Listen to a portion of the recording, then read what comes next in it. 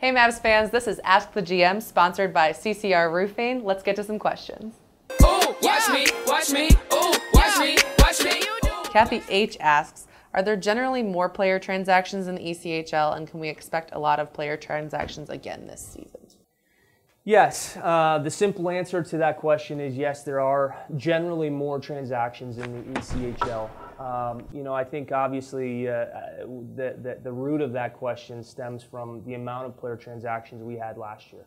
And, I think one of the most important things that fans have to remember, and I think it's very difficult at this level because we don't always have the outlets that, say, an NHL team does with ESPN and so many people covering those teams.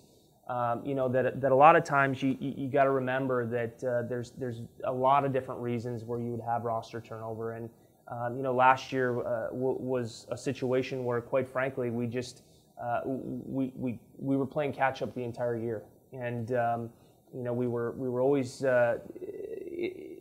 put you in a difficult position when you're having to turn that roster over during the year. Not one or two guys, but several guys, because the guys that you want are already on contract on other teams, and so we were always playing catch up last year, and of course found ourselves in a position where we had way too many transactions, and we know that, we recognize that, but that was an attempt to put a competitive team on the ice, and obviously this year from the get-go we're going to see more stability, more guys that are signed to two-way contracts. Guys that the Islanders have helped identify with us that are going to help benefit the Missouri Mavericks. So I think where you're going to see the movement this year moving forward is you're going to see guys moving up to Bridgeport. And of course, when they do, you're going to see new faces. So yes, there is going to be plenty of turnover this year.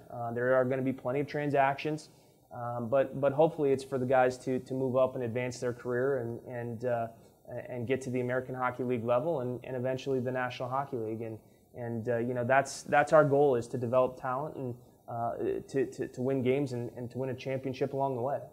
Jim M. asks, what is the overall plan to be more competitive in the ECHL this year?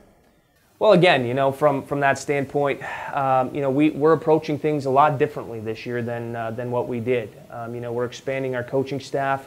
Obviously, we're working with the Islanders to develop an off-season program for the players that are coming in. The overall players that are coming in are different.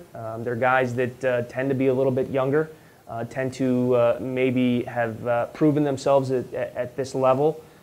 So I think really the overall way that we're approaching the day-to-day activities has changed. I also think that we're working with new ownership, so we've got some big ideas and some big things in motion, and I think overall fans will see that it's going to be a much more competitive year this year.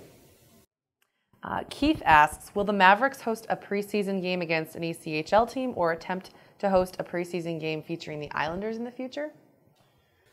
Well, this year, yes, we will be playing an exhibition game against an ECHL team. It will not be here at the IEC, but I'm going to allow you to actually put out that press release. But fans can actually know that we will be playing an exhibition game, in fact, two, against a fellow ECHL team this year. And then the second part of that question, of course, is the New York Islanders, and something that yes, Lamar has been very active in, and we're working with the Islanders to try and secure an opportunity to see if they can come to Kansas City. And it certainly would not happen this year, but sometime in the future, we're hopeful that that could be a reality. So we're working hard on that, but.